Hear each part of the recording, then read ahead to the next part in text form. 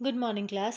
हमने energy total energy निकाली थी और इलेक्ट्रॉन के लिए हमने ये वैल्यू निकाली थी जो हमारे पास क्या थी, ई की वैल्यू जो आई थी अपने पास। अब अलग अलग ऑर्बिट्स के लिए इससे हम क्या बना सकते हैं, एनर्जी लेवल डायग्राम बना सकते हैं कि अगर अपने पास इलेक्ट्रॉन पहले स्टेशनरी ऑर्बिट में है यानी कि एन की वैल्यू क्या है अपने पास 1 है, ठीक है। तो हम क्या कर सकते हैं,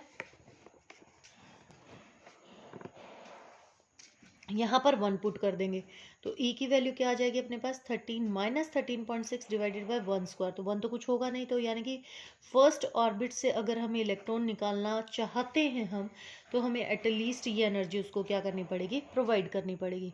इसी तरीके से अगर अपने पास सेकेंड ऑर्बिट है यानी कि एन की वैल्यू क्या होगी 2, तो माइनस 13.6 डिवाइडेड बाय क्या हो जाएगा 4, 2 का स्क्वायर। तो यहाँ से इसकी वैल्यू निकालेंगे तो ये वैल्यू आ जाएगी अपने पास माइनस 3.4 इलेक्ट्रॉन वोल्ट, यानी कि कम देनी पड़ रही है अपने पास। तो जैसे जैसे ऑर्बिट बढ़ते जाते हैं, जैसे जैसे अपने पास क्या होगा, हायर एटॉमिक मास का या कहें कि हायर एटॉमिक नंबर का अगर अपने पास कोई एटम आता है तो दैट मीन्स कि वो हमारे पास क्या होता चला जाएगा, अनस्टेबल होता चला जाएगा और उसमें से इलेक्ट्रॉन्स निकालने उतने ही ज़्यादा क्या होंगे, आसान होंगे। तो जो अपने पास इस तरीके से हम क्या बना सकते हैं, इससे एनर्जी लेवल डायग्राम बना सकते हैं। और ये जो आपके पास जो हमने पहले पढ़े थे, जो मैंने आपको बताए थे कि हमारे पास सीरीज आई थी, जो एक एनर्जी सीरीज आई थी, लहमन सीरीज थी, बल्मर, पाशन, ब्रैकेट, पिफन, तो ये सारी की सारी एनर्जी जो है हमारे पास, ये एनर्जी लेवल डायग्राम में हम इसको क्या कर सकते हैं, शो कर सकते हैं। तो हमारे पास जो इसके बीच की रेंज जो रहेगी वो सारी की सारी -13.6 से हमारे पास जो एनर्जी रहेगी वो हमारे पास किस में रहेगी, लहमन में रहेगी। फिर ये जो आएगी ये बल्मर में आ जाएगी, जो उससे अगली आएगी वो पाश्चन में, ब्रैकेट, फिर पिफन। इस तरीके से हमारे पास वो एनर्जी क्या करेगी, चलती जाएगी। इस पर अब डी ब्रोगली ने अपनी एक्सप्लेनेशन दी थी, जो बोहर्स का सेकंड पॉस्टुलेट था। तो बोहर्स ये बताने में तो नाकामयाब रहा था कि हमारे पास ये ऑर्बिट जो है वो कैसे हैं, स्टेशनरी हैं। तो यहाँ से किसने दिया था ये जो प्रोसेस हमें दिया था, ये प्रोसेस या कहूँ कि ये एक्सप्लेनेशन हमें किसने दी थी, डी ब्रोगली ने दी थी। डी ब्रोगलीज एक्सप्लेनेशन थी ये। तो इसने क्या कहा था, जो सेकंड पॉस्टुलेट था इसका, तो क्या था, the angular momentum is equals to the n integral multiple of h by 2 pi. और n की वैल्यू यहाँ पर क्या है अपने पास, n1, n2, n3 up to so on. तो डी ब्रोगली के अकॉर्डिंगली अपने पास क्या था कि हमारे पास ये इसको उसने प्रूव करके दिखाया था कि इंटीग्रल मल्टीपल क्यों होगा अपने पास। तो इसने कहा कि हमारे पास ये जो ऑर्बिट्स हैं, जैसे हम कोई ऑर्बिट ले रहे हैं, ये ऑर्बिट मैंने ले लिया, तो ये ऑर्बिट जो है ये स्टेशनरी वेव्स बना रही हैं, जो आपने 11th क्लास में पढ़ी थी स्टेशनरी वेव्स की, यानी कि यहाँ से इस तरीके से अपने पास ये वेव चली है और अपने पास क्या हुई, यहाँ से टकरा कर रिफ्लेक्ट बैक होकर ये वापस आई और इसने उतने ही एम्पलीट्यूड पर आई। तो ये इसने क्या बनाई, इस तरीके से स्टेशनरी वेव बना दी, यानी कि नॉन रेडिएटिंग ऑर्बिट इन्होंने बना दी।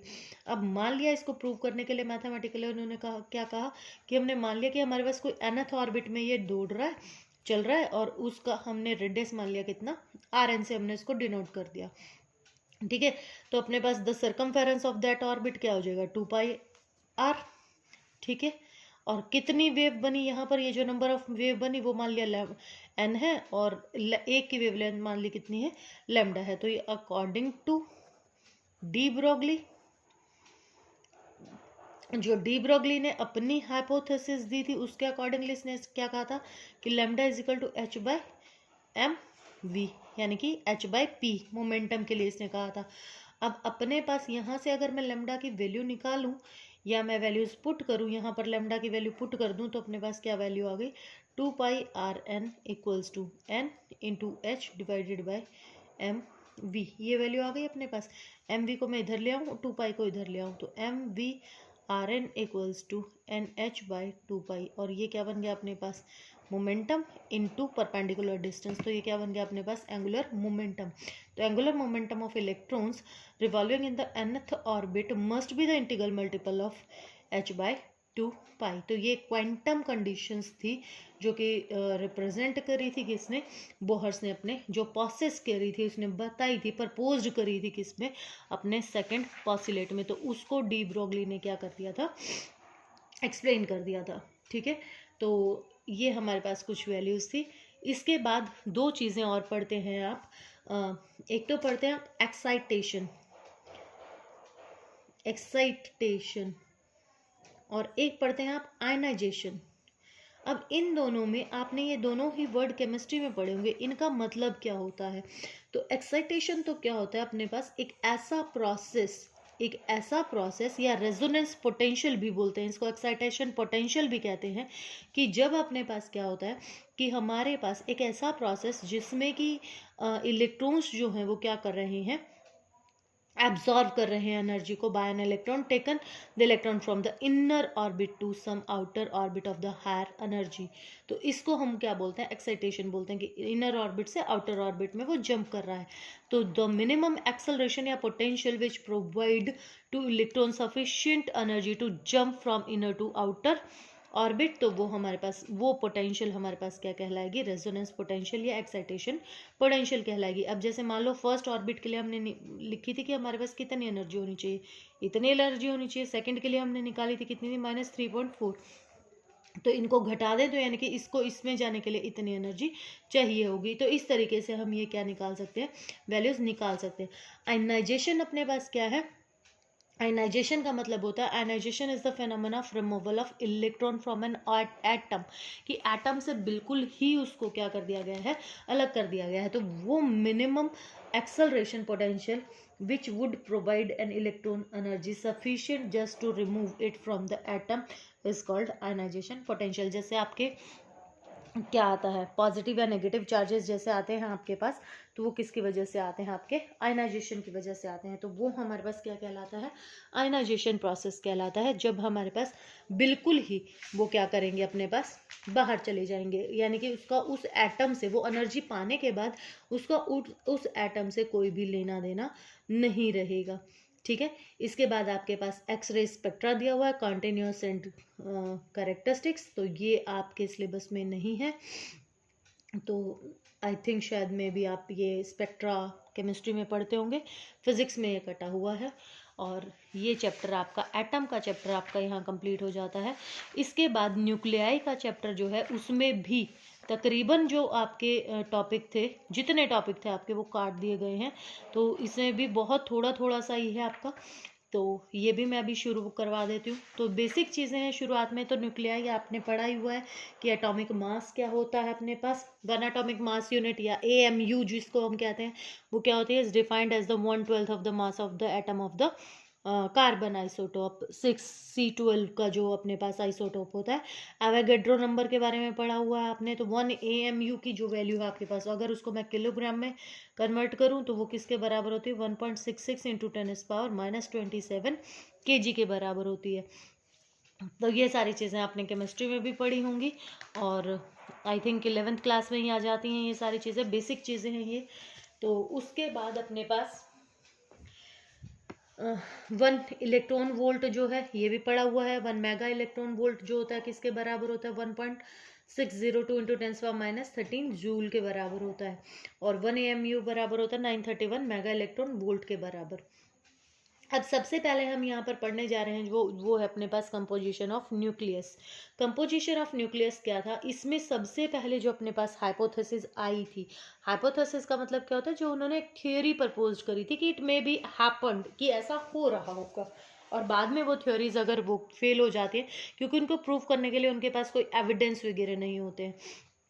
तो अपने पास जो सबसे पहले थ्योरी आई थी वो आई थी अपने पास proton electron hypothesis. Proton electron hypothesis ने क्या कहा था कि इसमें हमारे पास क्या था कि जब ये थ्योरी आई थी तो इन्होंने कहा कि अपने पास जो न्यूक्लियस है उसमें प्रोटॉन और इलेक्ट्रॉन दोनों ही प्रेजेंट होते हैं। तो ऐसा माना गया था शुरुआत में, लेकिन फिर बाद में जब जैसे जैसे और डिस्कवरीज हुई तो ये पता चला कि हमारे पास जो पॉजिटिव चार्ज है वो ज़्यादा स्टेबल है as compare to the negative charge, और अपने पास इलेक्ट्रॉन्स जो हैं वो one carrying unit fundamental of negative charge, और पॉजिटिव जिसका मास जो है वो क्या है, नेग्लिजिबल है, जबकि पॉजिटिव का मास उसके कंपैरेटिवली बहुत ज़्यादा होता है। तो ये जो हाइपोथेसिस थी, इसके फेल होने के बहुत सारे कारण बताए गए थे कि अपने पास अब यहाँ पर सबसे पहले तो क्या किया गया था कि जैसे हमारे पास एटॉमिक नंबर जो था उसको Z से डिनोट किया गया, एटॉमिक नंबर, और एटॉमिक मास को डिनोट किया गया किससे, A से। तो जो प्रोटॉन थे, Z is made up of A proton और A माइनस Z इलेक्ट्रॉन, तो A माइनस Z इलेक्ट्रॉन्स कहा गया। लेकिन अपने पास ये हाइपोथेसिस बाद में रिजेक्ट कर दी गई। क्यों रिजेक्ट कर दी गई थी? एक तो डी ब्रॉगली की अनसर्टेनिटी प्रिंसिपल जो था कि अपने पास इलेक्ट्रॉन को वहाँ से एग्जिट करने के लिए जो रेंज थी वो 20 mega electron volt to 200 mega electron volt चाहिए थी। लेकिन जब हम क्या कर रहे थे, किसी चीज़ की बम्बार्डिंग कर रहे थे, कुछ कर रहे थे, तो वो 2 से 3 मेगा इलेक्ट्रॉन वोल्ट पर वहाँ से निकल जा रहा था। तो ये यहाँ पर फेल हो गई थी। तो इलेक्ट्रॉन जो इनसाइड द न्यूक्लियस थे वो जस्टिफाई नहीं कर रहे थे इस वेव मैकेनिज्म को।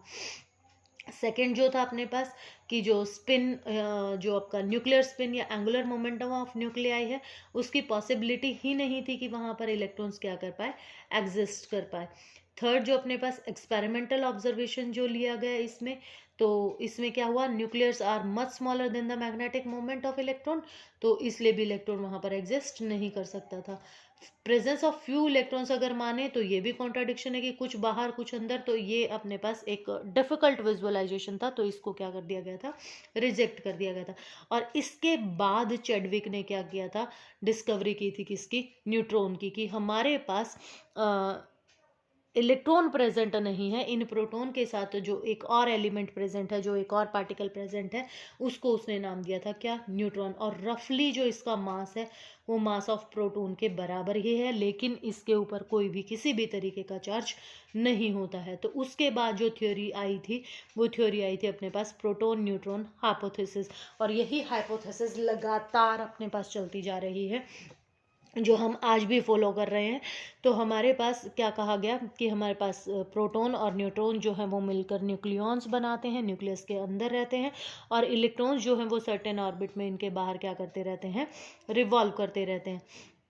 तो अपने पास यहाँ पर और क्या कहा गया कि अकॉर्डिंग टू दैट हमारे पास नंबर ऑफ प्रोटॉन और नंबर ऑफ इलेक्ट्रॉन्स बराबर होते हैं किसी भी एटम में, और अपने पास अगर हम एटॉमिक मास में से एटॉमिक नंबर घटा देते हैं, उतने उसके पास क्या होते हैं, नंबर ऑफ न्यूट्रॉन प्रेजेंट होते हैं।